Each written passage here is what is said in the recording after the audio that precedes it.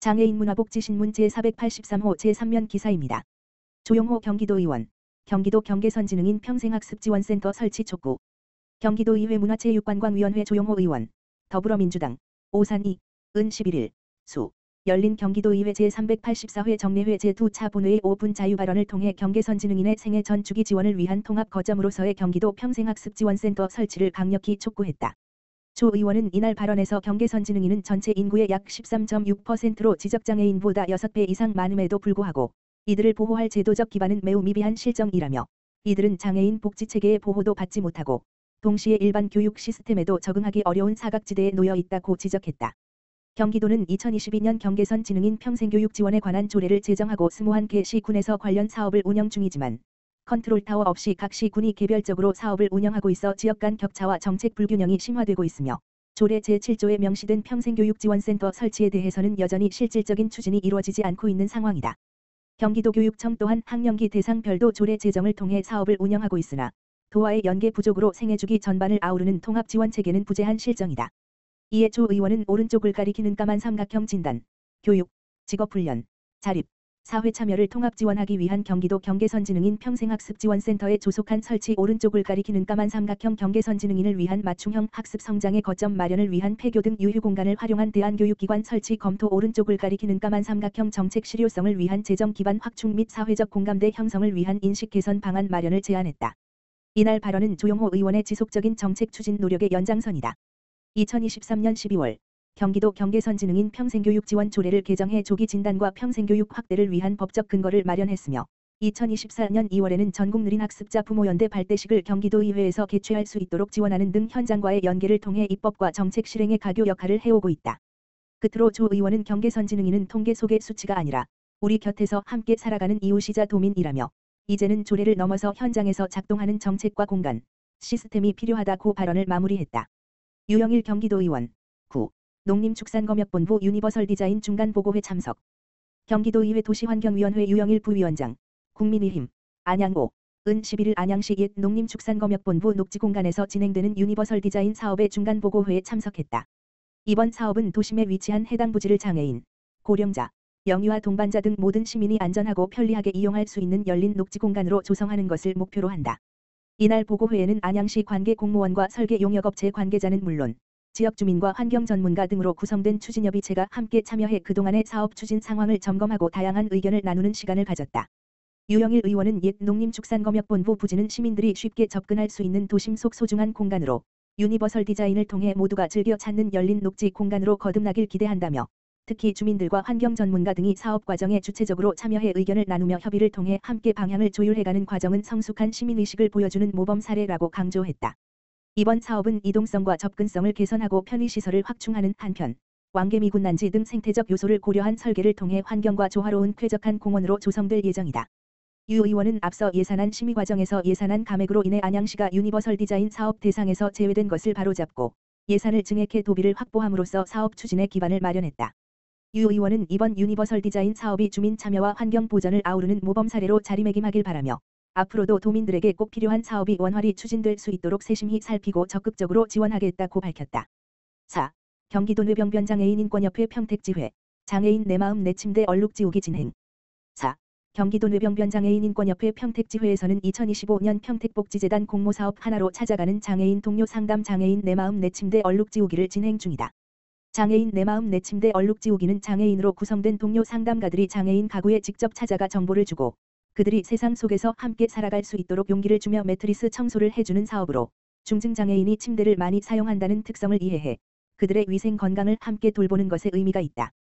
또한 협회 관계자는 이번 프로그램 참여자들은 추후 뇌병변 장애인 인권협회 평택시 무장애 길 걷기 프로그램에 참여할 예정이며 단 한 명의 제가 중증장애인이라도 세상 속으로 나오는 기회가 되기를 바라본다라고 밝혔다. 평택시 등록 장애인이라면 누구나 신청할 수 있으며 4. 경기도 뇌병변 장애인 인권협회 평택지회로 문의 지역번호 031-657-7882 하면 자세한 상담이 가능하다. 김옥순 의원 특수교육 대상 학생 이동권 보장 위해 특수학교 주차 환경 개선 필요. 경기도의회 도시환경위원회 김옥순 의원 더불어민주당 비례 은 11 화 경기도의회에서 특수학교 학부모 및 한국장애인 부모회 의왕시지부 관계자와 함께 정담회를 개최하고 특수교육 대상 학생의 이동권 보장을 위한 주차 환경 개선 방안을 논의했다. 이날 정담회에서는 특수교육 대상 학생의 취학 편의를 위한 주차 공간 확보, 불법 주정차 단속 강화를 통한 안전한 통학 환경 조성 신축 및 학급 증설에 따른 주차 수요 반영, 교직원 방문자 차량의 주차 접근성 개선 등 다양한 방안들이 논의됐다. 정담회에 참석한 학부모 회장은 특수학교는 주로 도심 외곽 등 대중교통 접근성이 낮은 지역에 위치해 있어 통학이 쉽지 않다며 차량을 이용하더라도 주차 공간이 부족해 등하교 시간마다 큰 불편을 겪고 있다고 호소했다. 김옥순 의원은 주차 공간은 단순한 편의시설이 아니라 특수교육 대상 학생들의 이동권과 교육권을 보장하기 위한 필수적인 시설이라며 특수학교의 주차 환경은 학부모와 교직원 모두에게 불편을 초래하는 사안인 만큼 조속한 해결이 필요하다고 강조했다. 이어 현장의 목소리를 적극 반영해 특수교육 대상 학생들이 보다 안전하게 등하교할 수 있도록 주차난 해소를 위해 최선을 다하겠다고 밝혔다. 박재용 경기도의원, 경기도의 장애인 외국인 정책 개선 촉구, 이제는 행동할 때. 경기도의회 박재용 의원, 더불어민주당, 비례대표, 보건복지위, 은 6월 12일, 목에 열린 경기도의회 본회의 제384회 제3차 도정질문에서 경기도의 장애인 및 외국인 정책 개선을 강하게 촉구했다. 박재용 의원은 먼저 중증 중복 뇌병변 장애인과 가족의 절박한 현실에 대한 공감과 지원을 요청했다. 약 4분간 이들의 일상을 담은 영상을 상영한 뒤 박 의원은 현실은 잔인하다. 가족들은 살아가는 것이 아니라 버티는 것에 가까운 삶을 이어가고 있다며 경기도는 대한민국을 대표하는 지방정부로서 누구보다 먼저 이들의 삶을 돌보아야 할 책무가 있다. 노력이 아닌 실행이 필요하다고 강조했다. 이어 박재용 의원은 중증 중복 뇌병변 장애인 장애 아동과 그 가족들의 삶을 실질적으로 개선하기 위해 경기도가 의료 돌봄 교육 자립을 아우르는 통합지원체계 마련 계획이 있는지 답변해달라며 부디 단기간의 미봉책이 아닌 종합적인 대책을 말씀해주길 바란다고 요청했다.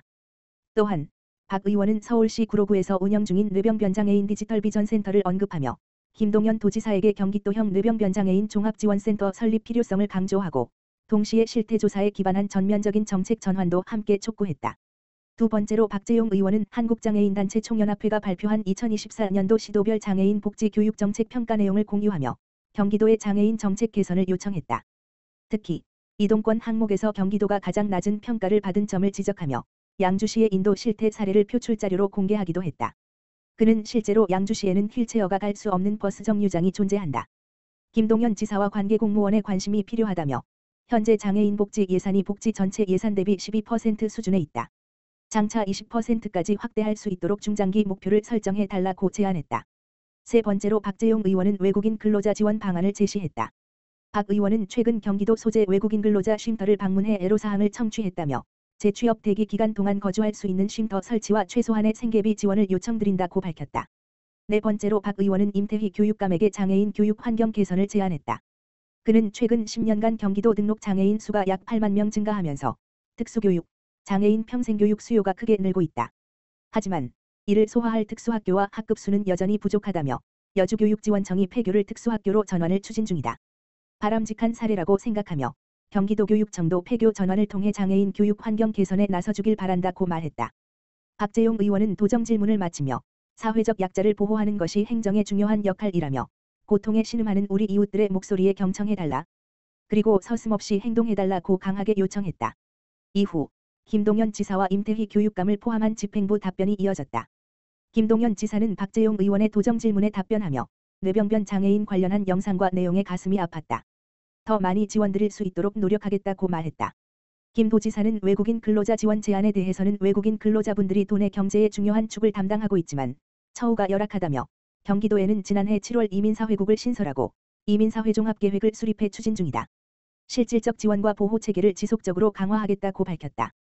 임태희 교육감도 답변을 통해 교육감 부임 이후부터 장애인 교육 환경 개선을 위해 노력 중에 있다. 특히 의회의 도움을 받아 매년 약 500억 원 특별 재원을 투입해 획기적으로 개선하고 있다며 경기도교육청은 여기에 만족하지 않고 특수교육에 관해서는 경기도가 선진국 수준으로 도약할 수 있도록 더욱 노력하겠다고 말했다. 이어 임 교육감은 서울과의 중증장애 돌봄 수준 격차에 깊이 반성하고 있으며 생애주기 맞춤형 지원을 할 수 있도록 노력하고 있다고 강조했다. 또한 여주시의 사례와 같은 폐교 전환 사건이 현재 추진 중이며 특수교육원을 설립을 추진하는 등 장애인 교육에 대한 여러 가지 대책을 준비하고 있다고 밝혔다. 한편 이날 본회의에는 박재용 의원의 주선으로 경기도 중증 중복 뇌병변 장애인 부모회 최버들, 조지연 공동대표를 포함한 6인이 본회의를 방청하고 2번 도정 질문을 함께 지켜봤다.